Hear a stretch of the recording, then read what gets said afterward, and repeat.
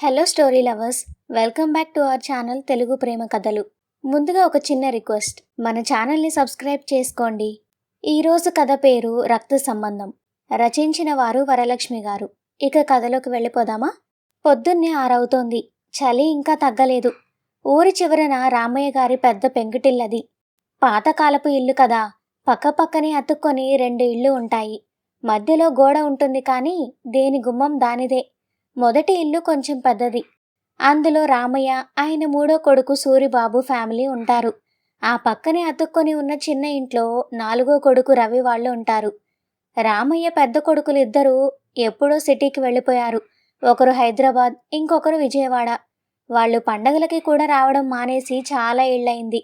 ఇక మిగిలింది ఈ 2 కొడుకులే. తండ్రి భారం వీళ్ళిద్దరి మీదే పడింది. 3 నెలలు సూరిబాబు దగ్గర, మరో 3 నెలలు గిరి దగ్గర ఆయన భోజనం చేస్తాడు. ఈ ఏర్పాటు జరిగి కూడా 3 ఏళ్లు దాటింది. ఇంటి ముందున్న అరుగు మీద కూర్చొని దగ్గుతున్నాడు రామయ్య. వయసు 70 పైనే ఉంటాయి. లోపల నుంచి స్టీల్ గ్లాస్తో కాఫీ పట్టుకొని వచ్చింది సూరిబాబు పెళ్ళాం లక్ష్మి. మామయ్యగారు, కాఫీ తాగండి అంటూ గ్లాస్ అరుగు మీద పెట్టింది. రామయ్య గ్లాస్ అందుకొని ఒక సిప్ చేసి మొహం చిట్లించాడు. ఏంటే ఇది, కాఫీలాగా ఉందా అసలు? డికాషన్ తక్కువై నీళ్లలాగా ఉంది. పంచదార కూడా సరిగ్గా వేయలేదు. నాకు కాఫీ ఇవ్వడం కూడా నీకు ఇష్టం లేనట్టుంది అన్నాడు కొంచెం విసుగ్గా. లక్ష్మికి ఈ మాటలు రోజు అలవాటే. అయినా ఆమెకి కొంచెం బాధ అనిపించింది. అదేంటి మామయ్య గారు అలా అంటారు? మీకు షుగర్ ఉందనే కదా డాక్టర్ గారు పంచదార తగ్గించమన్నారు. నిన్ననే కదా మీరే చెప్పారు డికాషన్ ఎక్కువైతే గ్యాస్ వస్తోందని. అందుకే కొంచెం తగ్గించాను అని నెమ్మదిగా చెప్పింది. అబ్బో, మీ డాక్టర్లు వాళ్ళ మాటలు. చచ్చేవాణ్ణి ఎలాగూ చేస్తాను. ఈ లోపల నాకు ఇష్టమైనట్టు కూడా తాగనివ్వరా ఏంటి? పో లోపలికి పో. ఇంకో 10 రోజుల్లో మీ 3 నెలలు అయిపోతాయిలే, మీ పీడ వదులుతుంది అన్నాడు రామయ్య మొహం పక్కకి తిప్పుకుంటూ. అప్పుడే లోపల నుంచి బయటకు వచ్చాడు సూరిబాబు. భుజం మీద టవల్ వేసుకొని చేతిలో క్యారేజ్ పట్టుకొని ఉన్నాడు. అతను రోజువారీ కూలీ పనికి వెళ్తాడు. ఏ పని దొరికితే ఆ పని చేస్తాడు. తండ్రి అన్న మాటలు సూరిబాబు చెవిన పడ్డాయి. ఏంటి నాన్న, పొద్దున్నే ఎందుకలా అరుస్తున్నావు? తనేం చేసిందని? నీ ఆరోగ్యం కోసమే కదా తను ఆలోచించేది. పైగా పదే పదే ఈ 3 నెలలు అని ఎందుకంటావు నాన్న? మేము నిన్నేమైనా తక్కువ చేసి చూసుకుంటున్నామా అన్నాడు సూరిబాబు కొంచెం ఆవేదనగా. రామయ్య కొడుకు వంక కోపంగా చూశాడు. అవునరా, మీ ఆవిడ దేవత. నేను ఊరికే అరుస్తున్నాను. సరేగాని నా బీపీ మందులు అయిపోయాయి. నిన్ననే చెప్పాను కదా, ఇంకా తెచ్చివ్వలేదు. మీ డబ్బులు ఎక్కడ ఖర్చు అయిపోతాయో అని మీ భయం. ఇంకో 10 రోజుల్లో రవిగాడి వంతొస్తుంది. అప్పుడు వాడే కొనిపడతాళ్లే. మీ డబ్బులెందుకు దండగా అన్నాడు వెటకారంగా. సూరిబాబుకి మనసు చివుక్కుమంది. నిన్న రాత్రి నేను పని నుంచి వచ్చేసరికి మెడికల్ షాప్ కట్టేశారు నాన్న. ఈరోజు సాయంత్రం వచ్చేటప్పుడు పక్కాగా తెస్తాను.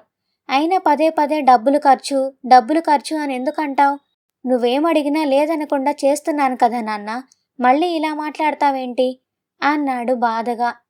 సరే వెళ్ళు, టైం అవుతోందిగా, పనికి వెళ్ళు అని రామయ్య మాట దాటేశాడు. సూరిబాబు ఇంకేం మాట్లాడకుండా నిట్టూర్చి సైకిల్ తీసుకొని పనికి బయలుదేరాడు. సూరిబాబు వెళ్ళిన 10 నిమిషాలకి ఆ పక్కనే అతుక్కుని ఉన్న 2వ ఇంటి గడియ తీసిన చప్పుడు వినిపించింది. రామయ్య 4వ కొడుకు రవి ఆవలిస్తూ మెల్లగా బయటకొచ్చాడు.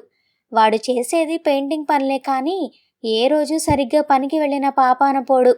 అప్పటిదాకా కోపంతో విసుగ్గా ఉన్న రామయ్య మొహంలో రవిని చూడగానే ఎక్కడలేని సంతోషం వచ్చేసింది. ఏంట్రా రవి, ఇప్పుడే లేచావా? రాత్రి బాగా పొద్దుపోయి వచ్చినట్టున్నావు కదా అన్నాడు రామయ్య చాలా ప్రేమగా. అవును నాన్న, పనెక్కువైంది నిన్న. ఒళ్ళు నొప్పుల వల్ల అట్టాగే నిద్ర పట్టేసింది. ఇప్పుడే మెలకు వచ్చింది అన్నాడు రవి జేబులో చేతులు పెట్టుకొని. నిజానికి అతను నిన్న ఫ్రెండ్స్తో కలిసి తాగొచ్చి పడుకున్నాడు. సరేలేరా, అప్పుడప్పుడు పనొత్తిడి తప్పదు. వెళ్ళి మొహం కడుక్కొనరా అన్నాడు రామయ్య. నాన్న, బండిలో పెట్రోల్ లేదు. ఓ 100 రూపాయలుంటే ఇవ్వవా? సాయంత్రం ఇచ్చేస్తాను అన్నాడు రవి అరుగు దగ్గరికి వచ్చి. రామయ్య వెంటనే తన జేబులో చేయి పెట్టి తన పెన్షన్ డబ్బుల్లోంచి ఒక 100 రూపాయల నోటు తీసి రవి చేతిలో పెట్టాడు. సాయంత్రం ఇవ్వడమేంట్రా, ఉంచుకో, పర్లేదు అన్నాడు నవ్వుతూ. అప్పుడే లోపల నుండి రవి పెళ్ళాం కావ్య గొంతు వినిపించింది. ఏవండి, ఇంకా పాలు తేలేదా? నేను టీ పెట్టుకోవాలి, పిల్లలకి పాలు కలపాలి, త్వరగా వెళ్ళి తీసుకురండి అంటూ కేక వేసింది. రవి విసుక్కుంటూ, వెళ్తున్నా ఉండు, పొద్దున్నే మొదలు పెట్టేస్తావు అనుకుంటూ లోపలికి వెళ్ళి బండి తాళాలు తీసుకొని బయటకొచ్చాడు. రామయ్య వెంటనే కల్పించుకున్నాడు. ఒరే రవి, నువ్వు రాత్రి ఎప్పుడో వచ్చావు, అలసిపోయున్నావు, బండెందుకు తీస్తావులే, నేను నడుచుకుంటూ వెళ్ళి ఆ చివర కొట్టు దగ్గర పాల ప్యాకెట్ తీసుకొస్తాను, నువ్వెళ్ళి కూర్చోరా అంటూ అరుగు మీద నుంచి కిందకి దిగాడు రామయ్య. సరే నాన్న, త్వరగా రా అని చెప్పి రవి లోపలికి వెళ్ళిపోయాడు. లోపల నుండి ఇదంతా చూస్తున్న లక్ష్మికి ఏడుపొకటే తక్కువైంది. మా ఆయన రోజంతా కష్టపడినా మామయ్య గారి నోటి నుంచి ఒక్క మంచి మాట రాదు.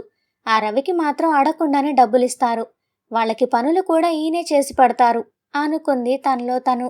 చేతిలో సంచి పట్టుకొని నెమ్మదిగా నడుచుకుంటూ పాలు తేవడానికి వెళ్తున్నాడు రామయ్య. ఆయనకి రవి అంటే ఎందుకంత ఇష్టమో, సూరిబాబు అంటే ఎందుకంత కోపమో ఆయనకే తెలియాలి. సాయంత్రం చీకటి పడుతోంది. సూరిబాబు పన్నుంచి ఇంటికొచ్చాడు.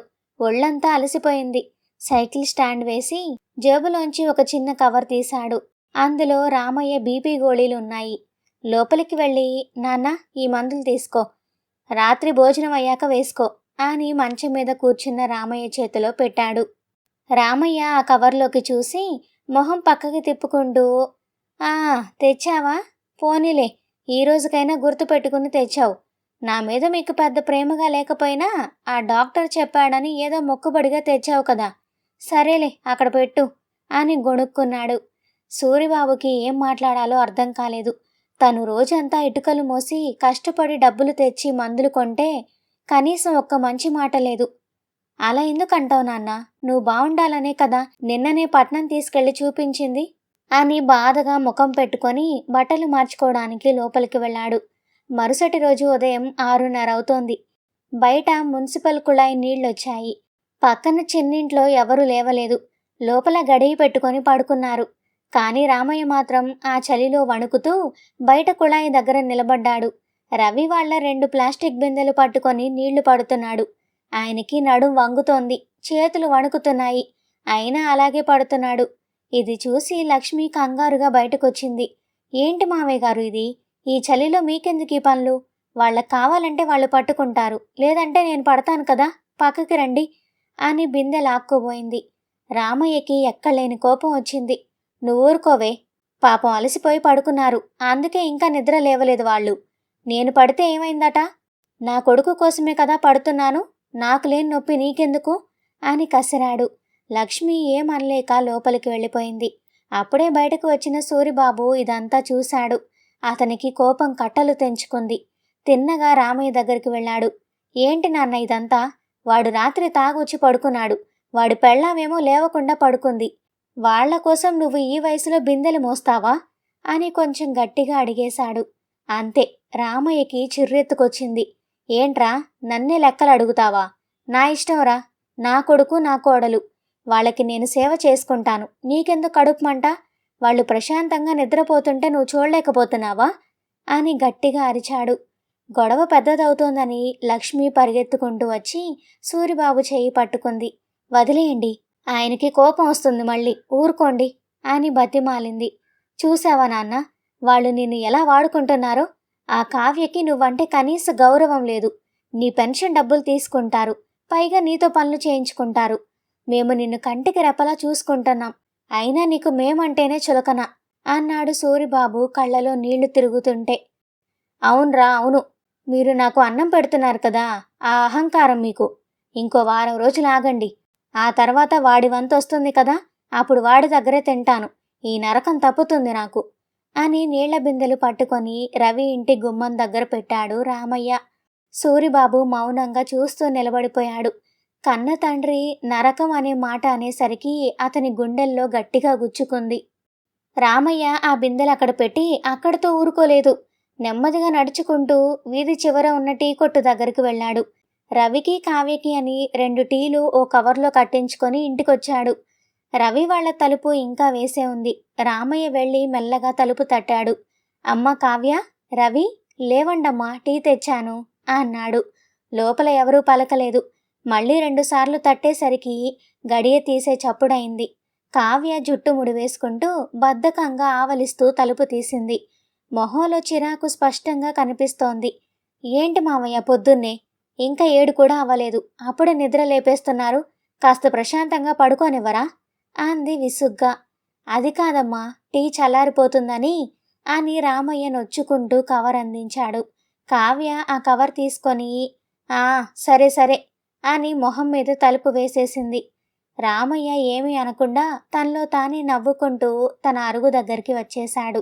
ఇదంతా కిటికీలోంచి చూస్తున్న లక్ష్మికి ఏం చేయాలో, ఆ ముసలైన పిచ్చి ప్రేమని ఎలా మార్చాలో అర్థం కాలేదు. వారం రోజులు ఇట్టే గడిచిపోయాయి. ఆ రోజు 1వ తారీఖు.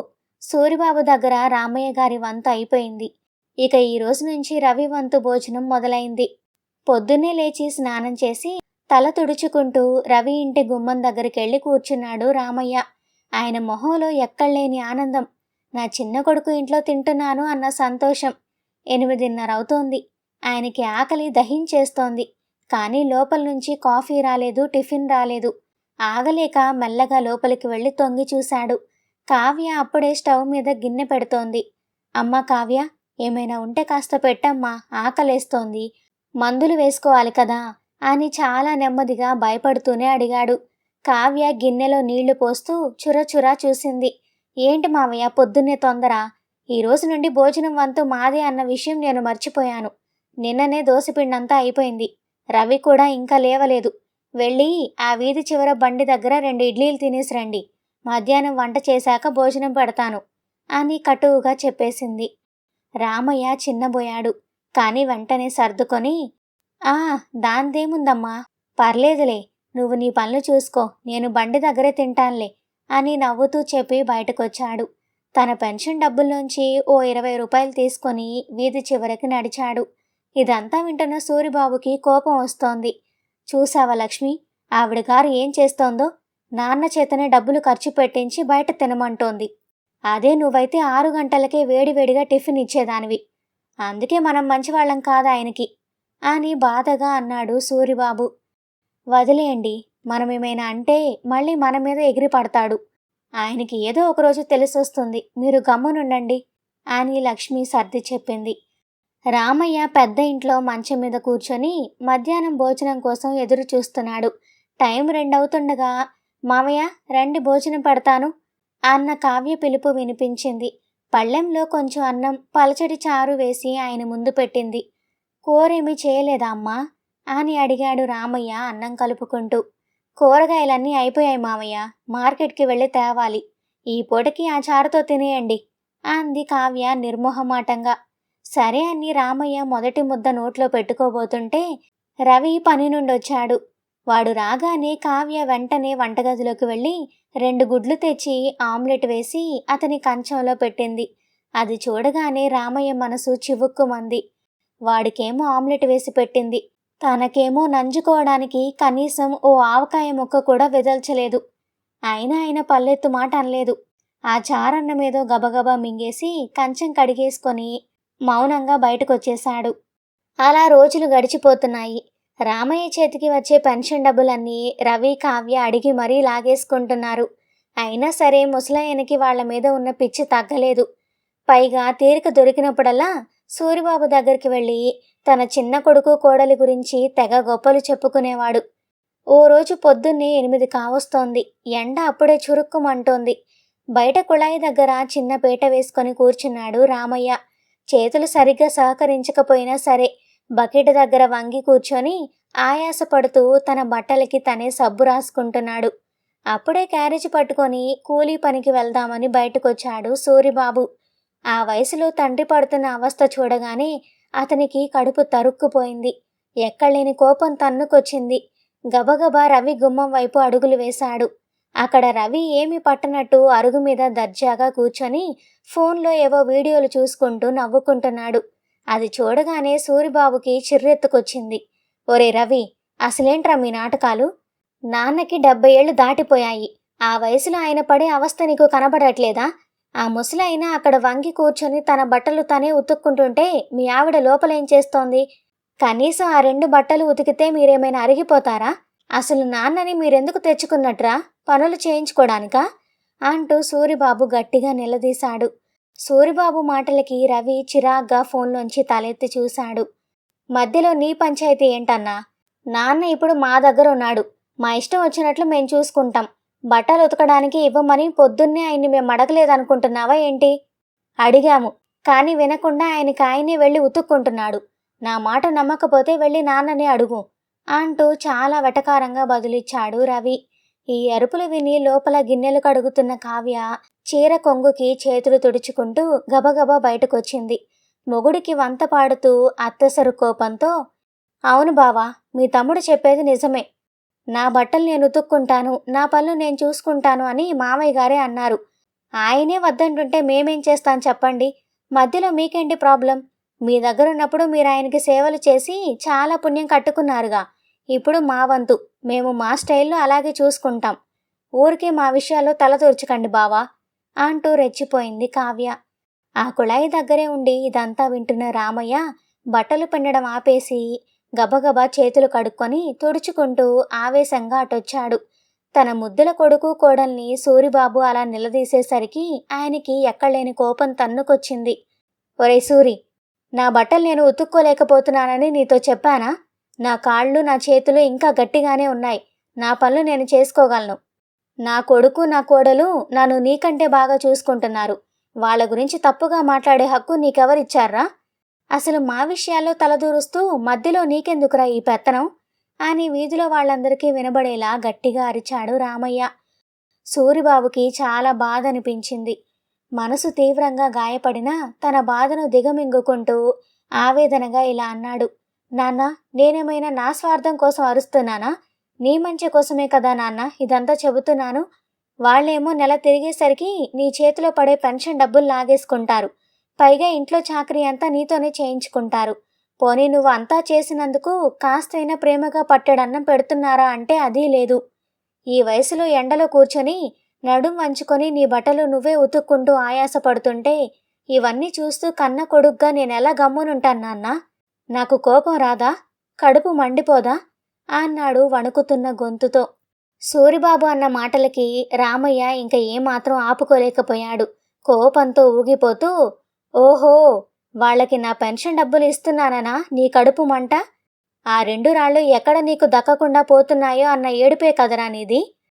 అయినా నా పెన్షన్ డబ్బులు రావి, నా ఇష్టం.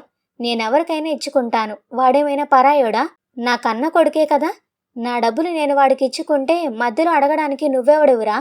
నీ జోబులోంచి ఏమైనా తీసిస్తున్నావా ఏంటి నీకంత నొప్పి పుట్టడానికి? నా చిన్న కొడుకు కోడలు నాకేం తక్కువ చేయలేదు. నన్ను బాగానే చూసుకుంటున్నారు. నీకు నా మీద ఎలాగూ ప్రేమ లేదు. ఇదిగో ఇప్పుడు చెప్తున్నా విను. ఇక నుంచి నీ ఇంట్లో నేను పచ్చి మంచినీళ్ళు కూడా తాగను. నా ప్రాణం పోయేదాకా రవిగాడి దగ్గరే ఉంటాను. వాడే నన్ను చూసుకుంటాడు. ఇంక నా విషయాల్లో నువ్వు వేలు పట్టకు. మర్యాదగా ఇక్కడి నుంచి వెళ్ళి నీ పని చూసుకోపో అని మొహం మీదే కరాఖండిగా తేల్చి చెప్పేశాడు రామయ్య.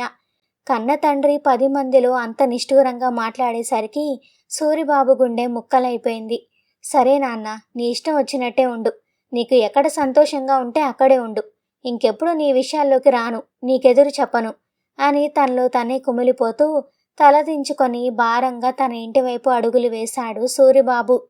ఇదంతా గుమ్మం దగ్గర నిలబడి చూస్తున్న లక్ష్మికి కడుపు తరుక్కుపోయింది. తన భర్త పడుతున్న మానసిక క్షోభ చూసి కన్నీళ్లు తుడుచుకుంటూ మౌనంగా లోపలికి వెళ్ళిపోయింది. కాని రామయ్య ఆవేశంగా అన్న మాటలకి రవి కావ్యల గుండెల్లో మాత్రం పెద్ద బండరాయి పడ్డట్టయింది. చచ్చేదాకా రవిగాడి దగ్గరే ఉంటాను అని ముసలాయన గట్టిగా ప్రకటించేసరికి వాళ్ళిద్దరి మొహాల్లో నెత్తురు చుక్కలేదు. ఇదేంట్రా బాబు, వీళ్ల గొడవలో మన మెడకు ఉచ్చు బిగించాడు? ఏదో ఆ పెన్షన్ డబ్బుల కోసం కదా అని ఈ 3 నెలలు ఎలాగోలా ఈ ముసలోడిని భరిద్దాం అనుకుంటే ఏకంగా ప్రాణం పోయేదాకా మా దగ్గరే పడుంటానంటున్నాడు. రోజు పొద్దున్నే లేచి ఈయనకి చాకరీ చేసే ఓపిక ఎవరికుందిరా దేవుడా అని వాళ్ళిద్దరూ లోపల గెలగిల్లాడిపోయారు. పైకి ఏమీ అనలేక, అలాగని జీవితాంతం ఆయన్ని భరించడం ఇష్టం లేక ఇద్దరూ అయోమయంగా ఒకరి మొహాలు ఒకరు చూసుకున్నారు. అప్పట్నుంచి రామయ్య రవి దగ్గరే శాశ్వతంగా ఉండిపోయాడు. సూరిబాబుతో మాట్లాడడం మానేశాడు. సూరిబాబు ఎదురుపడినా మొహం తిప్పుకునేవాడు. సూరిబాబు కూడా తండ్రితో మాట్లాడడం మానేశాడు. అలా ఒక 6 నెలలు గడిచిపోయాయి. రామయ్య పెన్షన్ డబ్బులు రవికి బాగా అలవాటైపోయాయి. ప్రతి నెల డబ్బులొచ్చిన మొదటి వారం రోజులు రామయ్యకి కాస్త మర్యాద దక్కేది. ఆ తర్వాత మళ్ళీ మామూలే. అయినా రామయ్య బయటకేమీ చెప్పేవాడు కాదు. తనకు తానే సర్దుకుపోయేవాడు. ఆ రోజు రాత్రి ఎడతెరపి లేకుండా వాన పడుతూనే ఉంది. వాన నీళ్ళకి బయట అరుగంతా తడిసిపోయి బాగా జారుడుగా తయారైంది.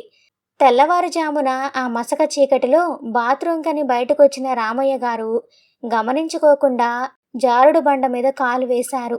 అంతే, కాలు సర్రున జారిపోవడంతో బ్యాలెన్స్ తప్పి గట్టిగా అరుస్తూ ఒక్కసారిగా నేల మీద కుప్పకూలిపోయాడు. ఆ నిశ్శబ్దంలో ముసలాయన వేసిన పెద్ద కేకకి 2 ఇళ్లలో నిద్రపోతున్న వాళ్ళు ఉలిక్కిపడి లేచారు. ఏమైందో ఏమో అని కంగారుగా తలుపులు తీసుకొని బయటకు పరిగెత్తుకొచ్చారు. వాళ్ళొచ్చేసరికి అప్పటికే జరగకూడని ఘోరం జరిగిపోయింది. కింద పడ్డ రామయ్య గారు నొప్పితో విలవిల్లాడిపోతున్నాడు. ప్రాణం పోతున్నంత బాధతో నేల మీద పడి గిలగిలా కొట్టుకుంటున్నాడు. వెంటనే సూరిబాబు, రవి ఆయన్ని ఆటోలో ఎక్కించుకొని ఆసుపత్రికి తీసుకెళ్లారు. డాక్టర్ ఎక్స్రే తీసి చూసి అసలు విషయం చెప్పారు. తొంటి ఎముక విరిగిపోయింది. వయసు పైబడింది కదా, ఈ వయసులో ఆపరేషన్ చేయడం కష్టం. చేసినా అతుక్కోదు. ఇంక ఆయన మంచానికే పరిమితం, కదలకుండా పడుకోవాలి అని తేల్చి చెప్పేశాడు డాక్టర్. ఆసుపత్రి నుంచి ఇంటికి వచ్చిన రామయ్య గారికి అసలు భయం మొదలైంది. అన్నీ బాగున్నప్పుడే చిన్న కోడలు సరిగ్గా చూసుకునేది కాదు. ఇక ఇప్పుడు ఆయన పరిస్థితి ఏంటో ఆయనకే తెలియట్లేదు. మొదటి 2-3 రోజులు చుట్టుపక్కల వాళ్ళు చూస్తే ఏమనుకుంటారో అన్న మొహమాటానికో ఏమో కానీ రవి, కావ్య పైకి నటిస్తూ ఏదో మొక్కుబడిగా పనులన్నీ చేశారు. కానీ 4 రోజులు తిరిగేసరికి వాళ్ళకి విసుగు మొదలైంది. రామయ్య గారి పరిస్థితి ఇప్పుడు దారుణం. కాలు కింద పెట్టలేరు. అన్నీ మంచం మీదే. కదల్లేని పరిస్థితి కావడంతో ఆ గదిలో సహజంగానే కాస్త వాసన రావడం మొదలైంది. అది భరించలేక కావ్య ఆయన ఉన్న గది వైపు రావడమే మానేసింది. రామయ్య గారికి గొంతెండిపోయి, అమ్మ కావ్య, కాస్త తాగడానికి మంచినీళ్ళివ్వమ్మా అని దీనంగా పిలిచినా ఆమె పట్టించుకునేది కాదు. వినబడనట్టే నిర్లక్ష్యంగా తన పనులు తాను చూసుకునేది. కన్ను కొడుకు రవి కూడా పట్టించుకోవడం మానేశాడు. నిజమైన ప్రేమ ఎక్కడుందో తెలుసుకోలేక పనికి మాలిన పంతానికి పోయి నా గొయ్యి నేనే తవ్వుకున్నాను కదరా భగవంతుడా అని కన్నీళ్లు పెట్టుకుంటూ ఆ మంచం మీదే దిక్కులేని వాళ్ళ కుమిలిపోవడం తప్ప రామయ్య గారు ఇంకేం చేయలేని దుస్థితికి వచ్చేశారు. 4వ రోజు పొద్దున్నే కావ్య ఇంక తన చిరాకును ఆపుకోలేకపోయింది. చేతిలో ఉన్న గిన్నెలు విసురుగా పక్కన పడేసి గట్టిగా గొడవ మొదలు పెట్టింది. నా వల్ల కాదండి బాబు, ఆయనకి అన్నీ మంచం మీదే అంటే నేనెలా చేస్తాను? రోజు ఆ గదిలోకి వెళ్ళి ఆ వాసన భరిస్తూ ఆ కడిగే పనులు, ఎత్తే పనులు నా వల్ల కావు. అసలు ఈ ఇంట్లో నేనొక్కదాన్నే కోడల్నా ఏంటి? నాకేం కర్మ పట్టింది ఈ చాకరీ అంతా చేయడానికి అంటూ గట్టిగా విసుక్కుంది. ఆమె గొంతు పెరగడంతో వీధిలో వెళ్లేవాళ్లు కూడా అటువైపు వింతగా చూడడం మొదలుపెట్టారు. అది గమనించిన రవి కంగారు పడ్డాడు. ఏంటి అరుపులు? కాస్త మెల్లగా మాట్లాడు. అన్నయ్య వాళ్ళు వింటారు, నలుగురిలో పరువు పోతుంది అన్నాడు నెమ్మదిగా సముదాయిస్తూ. కాని కావ్య ఏమాత్రం వెనక్కి తగ్గలేదు. విన్నేయండి, వింటే ఏమైందట? ఆయనేమైనా నా కన్న తండ్రా ఏంటి పడి పడి చాకరీ చేయడానికి? ఆయనకి 4 కొడుకులు కదా. సిటీలో ఉన్న మీ 2 అన్నయ్యలకి కూడా ఫోన్ చేయండి. వాళ్ళు కూడా వచ్చి తలో వంతు చూసుకోవాల్సిందే. లేదంటే మాత్రం నేను బట్టలు సర్దుకొని మా పుట్టింటికి వెళ్ళిపోతాను. మీ నాన్నకి మీరే సేవలు చేసుకోండి అని మొహం మీదే తెగేసి చెప్పేసింది. లోపల మంచం మీద ఉన్న రామయ్య గారికి బయట జరుగుతున్న రచ్చంతా వినబడుతూనే ఉంది. కోడలంటున్న ఒక్కో మాట ఆయన మనసుని రంపపు కోత కోస్తున్నట్లుగా ఉంది. పెన్షన్ డబ్బులు తీసుకునేటప్పుడు, ఓపిక ఉండి పనులు చేపించుకున్నప్పుడు వీళ్ళకి నేను బాగానే ఉన్నాను. కాలు విరిగి ఇలా మంచాన పడేసరికి అందరికీ బరువైపోయానా అనుకుంటూ ఆయన కళ్ళు చెమ్మగిల్లాయి. దానికి తోడు తను అంతలా మురిసిపోయిన చిన్న కొడుకు రవి కళ్ళెదురుగా పెళ్ళం అంత రాద్ధాంతం చేస్తున్నా నోట్లో నాలుక లేని వాడిలా నిలబడ్డం చూసి ఆ ముసలాయన తట్టుకోలేకపోయాడు. మరో పక్క పెళ్ళం పెడుతున్న పోరు పడలేక రవి వెంటనే హైదరాబాద్, విజయవాడలో ఉన్న తన 2 అన్నలకి ఫోన్ చేశాడు. నాన్న పరిస్థితి చెప్పి కొన్నాళ్ళు వాళ్ళ దగ్గర ఉంచుకోమని అడిగాడు. విషయం వినగానే ఆ 2కి ప్రాణం ఉసూరుమంది. నాన్నకి మంచం మీదే అన్నీ చేయాలనగానే ఆ బాధ్యత నుంచి ఎలా తప్పించుకోవాలో ఆలోచించారు. ఏంట్రా నువ్వు మాట్లాడేది? ఇక్కడ సిటీలో మా బతుకులు మాకే తెల్లారట్లేదు. ఉదయం పోతే రాత్రికి గాని ఇల్లు చేరం. ఇక నాన్నకి ఆ చాకరీ అంతా ఎవరు చేస్తారిక్కడ? ఇన్నాళ్ళు నాన్న మీ దగ్గరే ఉన్నాడుగా, ఆయన పెన్షన్ తీసుకుంటూ మీరే చూసుకున్నారు కదా, ఇప్పుడు కష్టం వచ్చేసరికి మా దగ్గరికి పంపుతారా? మీరే ఏదో ఒకటి చేసుకొని అక్కడే చూసుకోండి, మా వల్లైతే కాదు అని తెగేసి చెప్పి ఫోన్ పెట్టేశారు. రవి ఫోన్ పట్టుకొని అలాగే నిలబడిపోయాడు. కావ్య ఏమో నేను మాత్రం ఒక్కదాన్నే చేయనుగాక చేయను అని పట్టుబట్టి కూర్చుంది. రామయ్య కళ్ళలోంచి ధారగా నీళ్లు కారుతున్నాయి. అనాథలాగా ఆ మంచం మీద దిక్కులు చూస్తున్నాడు. సరిగ్గా అప్పుడే పక్కింటి తలుపులు తీసుకొని బయటకు వచ్చాడు సూరిబాబు. ఆయన వెనకాలే కళ్ళు తుడుచుకుంటూ లక్ష్మి కూడా వచ్చింది. సూరిబాబు మొహంలో ఆవేశం, బాధ కలగలిపి ఉన్నాయి. గట్టిగా అడుగులు వేసుకుంటూ వచ్చి నేరుగా రవి కావ్యల ముందు నిలబడ్డాడు. కోపంతో కావ్య వైపు చూస్తూ, ఇక ఆపమ్మ నీ గోల, చుట్టుపక్కల వాళ్ళంతా వినేలా ఆ రాద్ధాంతమేంటి? ఓపిక ఉన్నన్నాళ్ళు ఆయన్ని వాడుకున్నారు, ఇప్పుడు ఆయన మీకు భారం అయిపోయాడా? సరే, ఆ పట్నంలో ఉన్న అన్నయ్యలిద్దరూ మా వల్ల కాదు అని చేతులెత్తేయడం నేను లోపల నుంచే విన్నాను. వాళ్లకి కుదరలేదు, మీకు చేత కావట్లేదు, వదిలేయండి. మీ అందరికీ ఆయన బరువేమో, కానీ నాకు కాదు. ఆయన నాకు కన్న తండ్రే. నా ప్రాణం ఉన్నంత వరకు నాన్నని నేను చూసుకుంటాను అని ఎక్కడా తడబడకుండా చాలా కరాఖండిగా సూటిగా చెప్పాడు సూరిబాబు. అతను అంత ఖచ్చితంగా నిలదీసేసరికి కావ్య బెత్తరపోయింది. వెంటనే ప్లేట్ ఫిరాయించి మొహం అమాయకంగా పెట్టింది. అదేంటి బావా, మరీ అంత మాట అనేసావు? మామయ్య కానీ నేను అసలు చూడనని ఎప్పుడన్నాను? కాకపోతే అన్నీ మంచం మీదే అంటే నా ఒక్కదాని వల్ల ఎలా అవుతుందో నువ్వే ఆలోచించు. ఇంట్లో వంట పనులు, ఆ పిల్లల గోల, ఇవన్నీ చేస్తూ మామయ్యని కూడా ఎప్పుడూ కనిపెట్టుకుని ఉండాలంటే నాకెక్కడ కుదురుతుంది చెప్పు? పైగా ఆయనకి స్నానం చేపించడం, బాత్రూంలో కడగడం అంటే మీ తమ్ముడు సాయం కూడా ఉండాలి కదా. ఆయనేమో పొద్దున్నే పనికి పోతే రాత్రికి గాని రాడు. రోజంతా నా ఒక్కదానికి ఇవన్నీ ఎలా సాధ్యమవుతుందన్న ఆత్రంతో కాస్త గట్టిగా అరిచాను, కానీ నాన్నకి సేవలు చేయనని కాదు అంటూ ఎక్కడ పరువు పోతుందో అని కవర్ చేసుకునే ప్రయత్నం చేసింది కావ్య. సూరిబాబు ఇక అక్కడ ఒక్క క్షణం కూడా ఆగలేదు. తిన్నగా ఇంట్లోకి వెళ్ళి ఆ గదిలో దిక్కులేని వాళ్లా పడున్న తండ్రి మంచం పక్కన నిలబడ్డాడు. కొడుకుని చూడగానే రామయ్య గారికి ప్రాణం పోయినంత పనైంది. మొహం చూపించలేక తల పక్కకి తిప్పుకొని చిన్న పిల్లాళ్లా వెక్కి వెక్కి ఏడవడం మొదలుపెట్టారు. సూరిబాబు తండ్రి దగ్గరికి వెళ్ళి ఆ వణుకుతున్న చేతిని తన చేతుల్లోకి తీసుకున్నాడు. నాన్న, ఎందుకలా ఏడుస్తున్నావు? నీ కొడుకు చచ్చిపోయాడనుకున్నావా?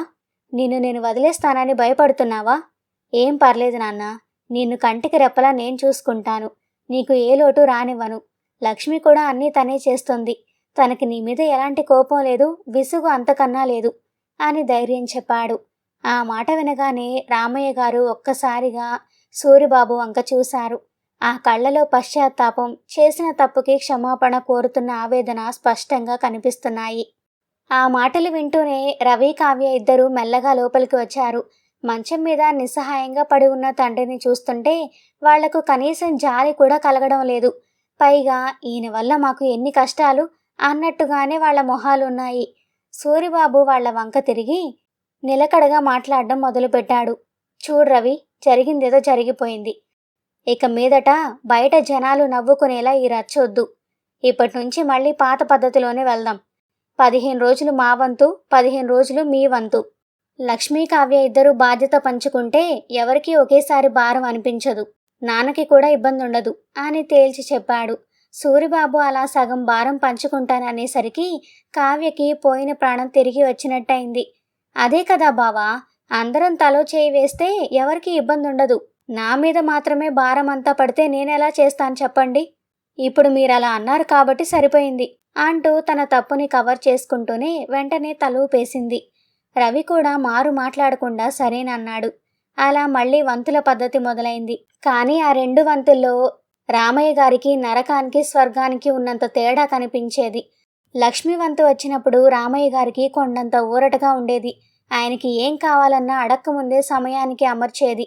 కడుపుకి హాయిగా ఉండేలా వేడివేడి గంజి, మెత్తటి అన్నం వండి తన చేతులతోనే తినిపించేది.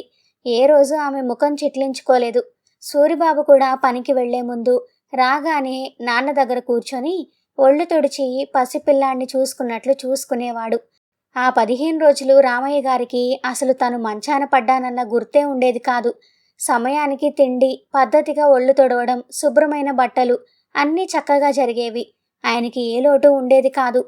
కానీ కావ్య వంతు వచ్చిందంటే రామయ్య గారికి ప్రాణం సంకటంలో పడేది. ఆ గదిలోకి రావాలంటేనే ఆమె మొహం 1000 వంకర్లు తిరిగేది.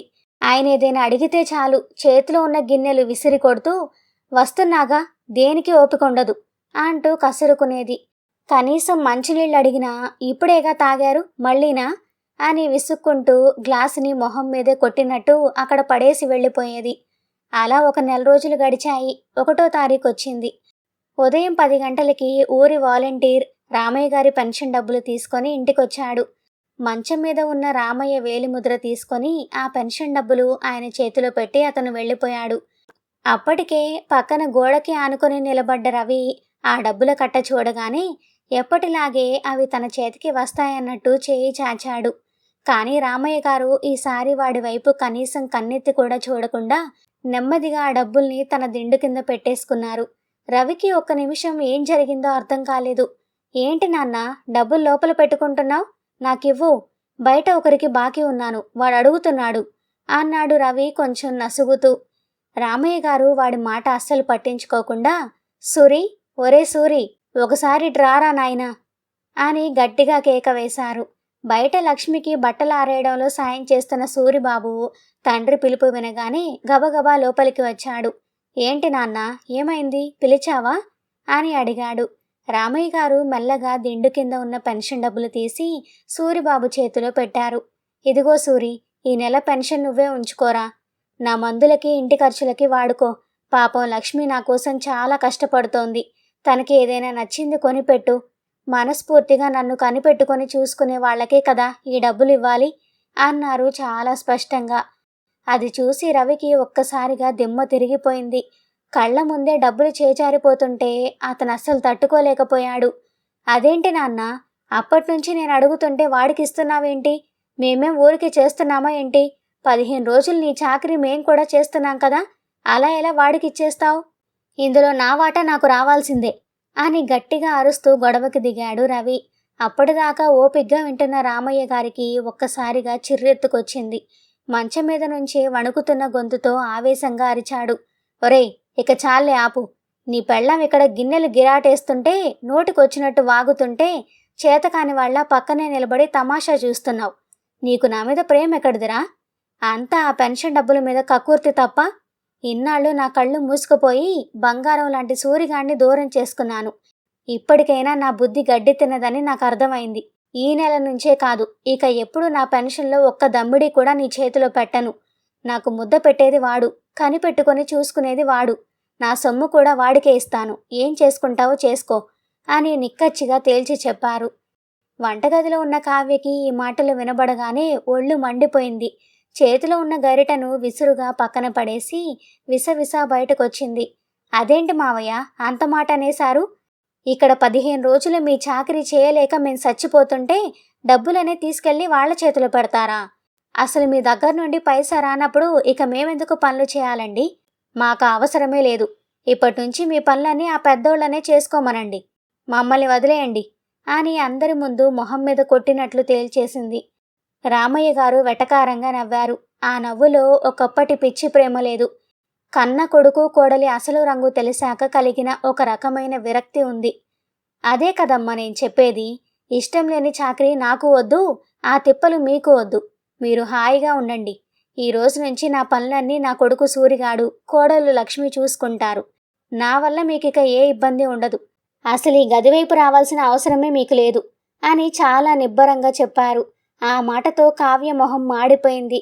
సూరిబాబుకి పరిస్థితి ఎటు వెళ్తుందో అర్థం కాక, నాన్న, ఎందుకిప్పుడు ఈ గొడవలు? ఏదో తెలియక అన్నదిలే, సర్దుకుపోదాం అని నచ్చజెప్పబోయాడు. నువ్వు నోరు ముయ్యరా సూరి. వీళ్ళకి నా పెన్షన్ డబ్బులే కావాలి తప్ప ఈ ముసలాడక్కర్లేదు. రవి, ఒక్క మాట విను. ఈ ఇంటిని మీ ఇద్దరికి రాసిద్దామని ఇన్నాళ్ళు అనుకున్నాను. కానీ ఇప్పుడు నా నిర్ణయం మార్చుకున్నాను. రేపే లాయర్ని పిలిపించి ఆస్తి మొత్తం సూరిగాడి పేరు మీదే రాసేస్తాను.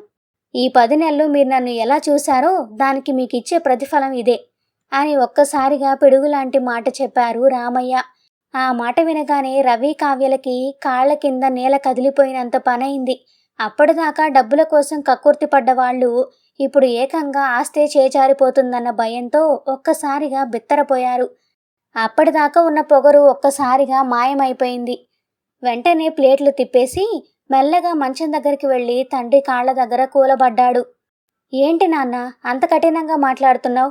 కోపంలో ఏదో నోరు జారాను గాని నీ మీద ప్రేమ లేక కాదు నాన్న. బయట అప్పులోళ్ళు వేధిస్తుంటే ఆ టెన్షన్లో తల ప్రాణం తోక్కొచ్చి అలా అనేశాను.